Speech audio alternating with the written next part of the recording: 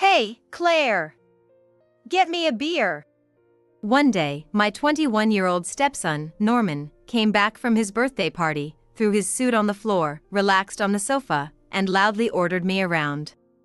My husband, apparently planning to celebrate Norman's adulthood, was sitting at the table in front of the sofa. When I brought them the beer, they both started mocking me with laughter. Seriously, you should bring it right away without being told. You're totally useless. It's laughable that you think you're a mother.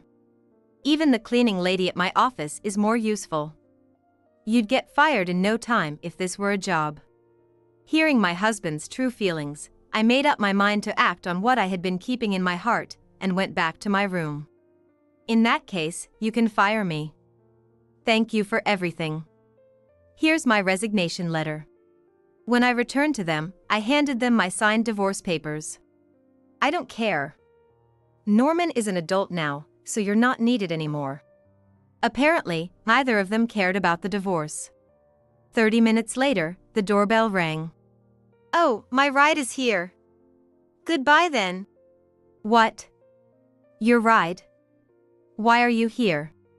My husband, apparently planning to celebrate Norman's adulthood, was sitting at the table in front of the sofa. My name is Claire. I grew up with my mother after my parents divorced when I was little. Looking back now, I have almost no happy memories from that time. We were never well off, and my mom worked multiple part-time jobs from morning till night, so we never had any family time. At school, I was often teased for having a single parent, and my days were filled with sadness and loneliness. Even so, I knew my mom was working hard, and I tried to be cheerful at home so as not to trouble her. My mom seemed to understand this and would buy me a big cake on my birthday to make me feel less lonely. Seeing my mom like that made me resent my father more and more for abandoning us. After high school, while my friends went on to college, I chose to work instead to help with the household finances and not burden my mom any further. I worked desperately every day, and by the time I was in my 30s and life had finally settled down, I decided to join a city mixer to give my mom some peace of mind. That's where I met my current husband, David. David was a confident man, an employee at a major company who boasted that he was promised an executive position in the future. He had a young son, Norman, from his previous marriage and an elderly mother. When we got married, he asked me to take care of them. My mom was against it, fearing I was taking on too much, but having worked hard since high school, I admired David's confidence. Ignoring my mom's objections, I got married and started living with Norman and my mother-in-law. Years passed, and now in my 40s with no children of my own, I found myself struggling more with Norman, who had become increasingly delinquent since becoming a teenager. He spent his days at arcades or playing game at home, not studying, and even started stealing money from my wallet and selling my belongings online without permission. I scolded him, saying, "It's wrong to sell family items without permission." But his response was harsh. What? Don't act like family when you're not my mom, you old hag. Norman's abusive words made it clear he never saw me as his mother. Since the day we met, he never called me mom but always addressed me as Claire. What started as a concern when he was in elementary school turned into outright disdain. However, my husband and mother-in-law were always indifferent, never reprimanding Norman even when I told them he was stealing money. One day, another concern was added to my worries. It's about time we worried about my mom, don't you think? You're at work during the day, and it's worrisome to leave her alone. My husband said suddenly while we were in bed. True, she did mention she's been falling more often in the hallway lately. Yeah. So, I want you to quit your job and take care of my mom. What? Wait a minute. That's impossible. I've been at that job for so long. What's more important, your job or my mom? My husband, ignoring his own responsibilities, refused to listen, and I ended up having to quit the job I'd had since high school. After some persuasion, I managed to take a leave of absence instead, dedicating myself to caring for my mother-in-law. However, she started taking advantage of my care, delegating even the smallest tasks to me. All the household chores that we had previously shared now fell solely on me. Not only that, but she frequently made me prepare tea and insisted I buy specific snacks that we didn't keep at home, treating me like a maid. Even though she wasn't bedridden, I hinted that she could move around a bit, but she insulted me, saying, "What a useless maid you are, talking back like that." This treatment continued even in front of my husband and Norman, and when I looked to them for help, they said, "Taking care of her is your job," and offered no assistance. Looking back, just as Norman never treated me as a mother, my mother-in-law never treated me as a daughter-in-law. Any deviation or insufficiency in household chores would result in her yelling at me. We had divided chores reluctantly because we both worked, but now that I wasn't working, she felt free to fully exploit me. Even when it came to raising Norman, she blamed me, saying, "It's because you're not doing your job right," and placed all the responsibility on me. Thinking I had to live like this forever made me feel desperate. However, I had no friends nearby to consult, and I didn't want to trouble my mother, so I endured the abuse alone. Years of this hellish life went by until one day, my mother-in-law suddenly passed away from an illness. While her death was sad, I couldn't help but feel relieved that I was finally free from her torment. However, my struggles were far from over. My husband showed no sadness over his mother's death.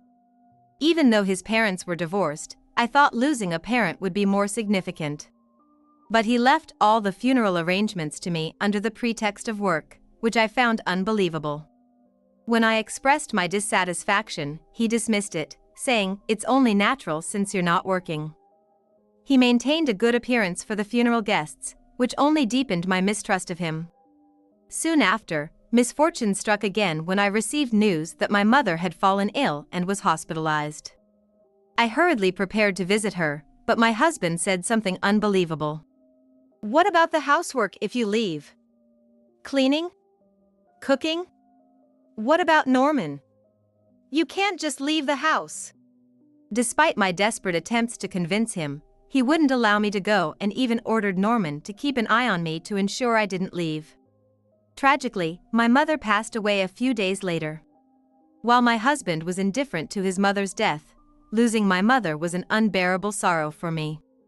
I was filled with regret for not heeding my mother's advice against marriage. My husband reluctantly allowed me to attend the funeral, but once again, he used work as an excuse to refuse to accompany me. What's more unbelievable is that on the night the funeral ended, while I was still in my hometown, my husband called me and yelled, "How long are you going to fool around? Get back here and make dinner." Feeling the cold stares from my relatives, I tearfully returned home, but my mind and body were nearing their breaking point. As I was packing to leave, I was suddenly spoken to from behind. I turned around to see an elderly man who had attended the funeral standing there. I didn't recognize him, so I assumed he was a friend of my mother.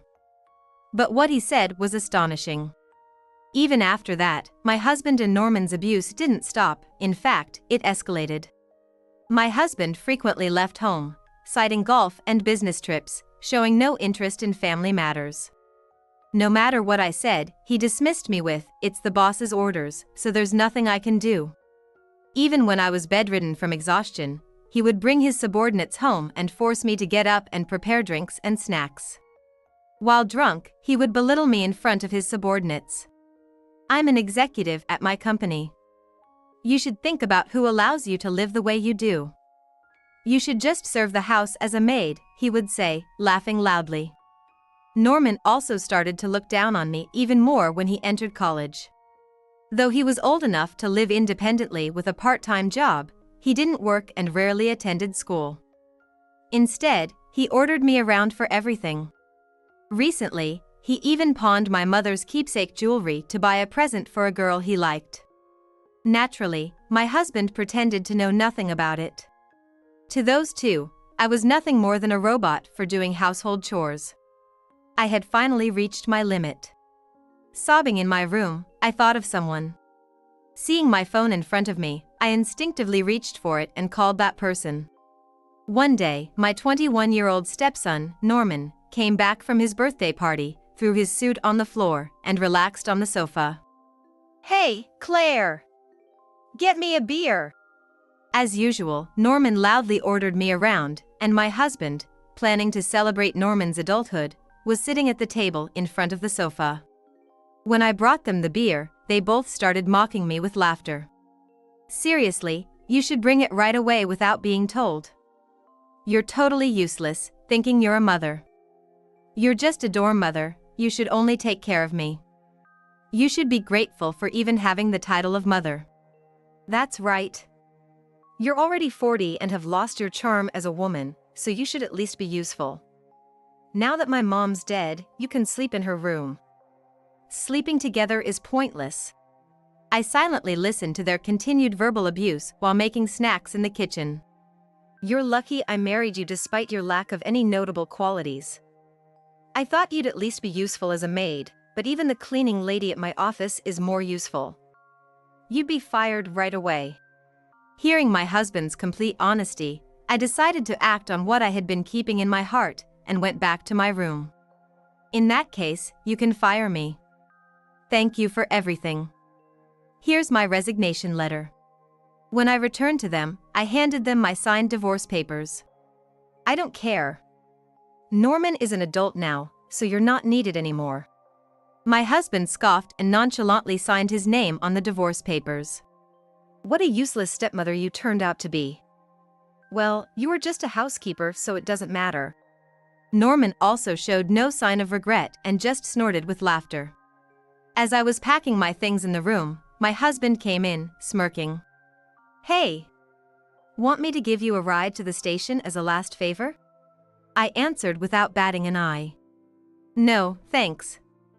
My family will pick me up. My cold response seemed to irritate him, and he started to get snarky. Well, family will pick you up, huh? Who's going to pick up someone abandoned by her father and with a dead mother? You're just pretending to be tough, but you have no one to rely on, right? You're just a pathetic old woman. I ignored him and continued preparing to leave. I've always thought of myself as your father figure. You were an ignorant girl who didn't know a father's love, so as an executive and a reliable man, I took on the role of both husband and father. You should be grateful. It was laughable how someone who neglected his family for work could say that. Moreover, claiming he had taken on the role of my father without being asked was utterly ridiculous. Does he even realize who helped him reach that executive position? Well, given that such a spineless woman was born, your father must not have been much either. He might already be dead. I would have liked to meet him once as a reference for a worthless man. Once I finished packing, I stood in front of him and smiled. Oh, really? Understood. If you want to see him that badly, I'll show him to you right now. What? What are you talking about? Your father disappeared after the divorce. Stop with the stupid jokes. He didn't grasp the meaning of my words, but he soon would. About 30 minutes later, the intercom rang. My family is here to pick me up. I quietly stood up, picked up my packed bag, and headed to the front door. Well, I didn't think anyone would actually come. Well, I'll at least see what kind of worthless relative it is. When I opened the door, standing there was my father. My husband, who had followed me, was shocked to see my father's face. President. What brings you here? Why are you at my house? Flustered, my husband hurriedly straightened his disheveled clothes. I'm not the president right now, I'm Claire's father. As her father, should I address you by your name, David? What do you mean by that? What do you mean? Just what I said, David. My husband, shocked into stillness, stopped adjusting his clothes, standing there with mismatched buttons, frozen in place. Yes, the father who had divorced my mother and been missing for years was now the president of the company my husband worked for. It seems my daughter has been well taken care of by you. You've made her work as a maid for quite some time. Though his voice was calm and measured, it was clear he was seething with anger beneath the surface. No, it wasn't like that. A maid, you say? That's a bit much. Do you know who you have to thank for your current position? 2 years ago, my father's large company absorbed my husband's, resulting in many colleagues being laid off or transferred. However, my husband was promoted to an executive position, favored by the company president, my father. Yes, of course, sir. I became an executive thanks to your recommendation, and I have never forgotten that. Indeed. But I didn't promote you because of your abilities. It was because you were married to Claire. Yet, you've made her cry quite often, haven't you? No, that's not it. I didn't mean to make her cry. Completely intimidated by my father's presence, my husband could do nothing but shrink and sweat nervously. The man who had so arrogantly belittled me was now a mere shadow of himself. I watched in awe as my father, radiating authority, confronted my husband. I had long resented my father for abandoning my mother and me. Working myself to the bone since high school was partly driven by my rebellious spirit against him. I hadn't seen my father since the divorce, but when an elderly man who had attended my mother's funeral introduced himself as my father, I was shocked. I barely remembered his face, so his sudden reappearance was confusing, but he knew a lot about me. Apparently, he had kept track of me through my mother, knowing where I worked and who I married. He had learned from my mother that I harbored deep resentment towards him, so he had kept his distance, watching over me from afar. Coincidentally, his company ended up acquiring the one my husband worked for. By promoting my husband, he hoped to indirectly support me. But when he found out about my husband's abusive phone call the night of my mother's funeral, he decided to help me directly. He revealed his identity and offered his help, saying he wanted to assist me if I was in trouble. Hearing the whole story, my long-held grudge against him softened, and we reconciled after my mother's funeral. I told him everything about the abuse I endured from my husband and stepson. He listened and gave me his contact number, urging me to reach out anytime. Finally, unable to endure the escalating abuse, I called my father for help. That phone call on the night of the funeral made me feel the same way Claire did about you. So, I started paying more attention to your work at the company. What? You monitored my work? My husband flinched, trembling as if in fear. Yes. Do you remember that I sent flowers to your wife on her birthday every year? Yes, I remember. You insisted I give them to her. Indeed. I claimed it was because I wanted to care for my employees' families. But it was really only for Claire, without her knowing. Yes, this was something my father had told me when we met after the funeral. He had been sending flowers through my husband every year on my birthday since becoming the company president, trying to celebrate indirectly. However, I never received those flowers. And you often claimed to be on golf outings or business trips on my orders, but did I ever once give you such orders? I don't recall. No, those trips were. In front of me, you said spending time with your wife was very important, so you wanted to take leave. I thought Claire was being well cared for and felt reassured. Under my father's relentless questioning, my husband could only take the blows, unable to respond. Unable to endure the abuse from my family, I called my father and told him about my husband's constant excuses for neglecting family duties. When I learned from my father that my husband had been taking leave for family reasons and that the golf and business trips were not company orders, my distrust grew even more. I secretly recorded my husband calling me a maid and played it back for my father. So, it seems the fact that you treated Claire as a maid is irrefutable.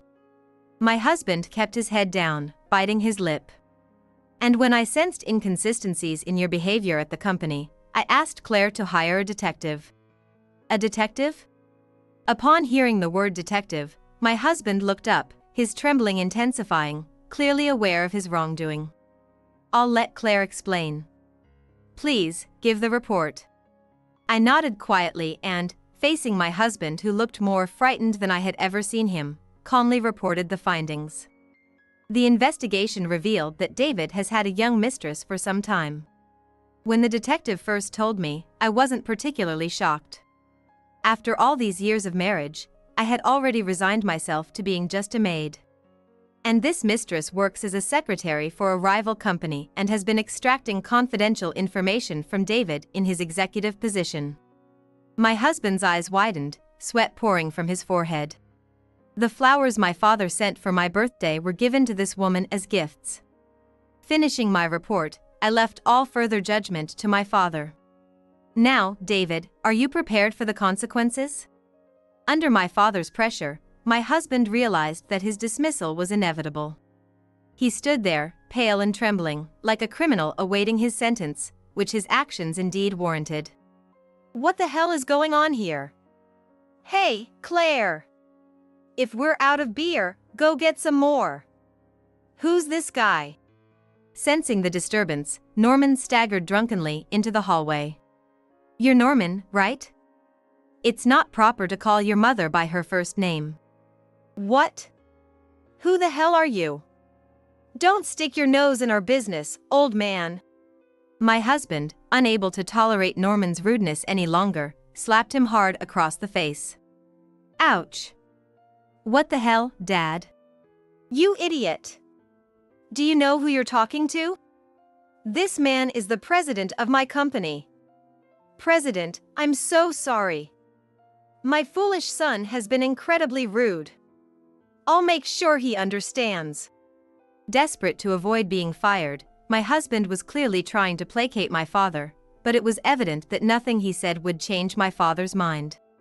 My father had always been a stubborn man who despised dishonesty, as my mother had often told me. David, no matter how much you apologize, my decision is final. I no longer have any reason to be addressed as president by you.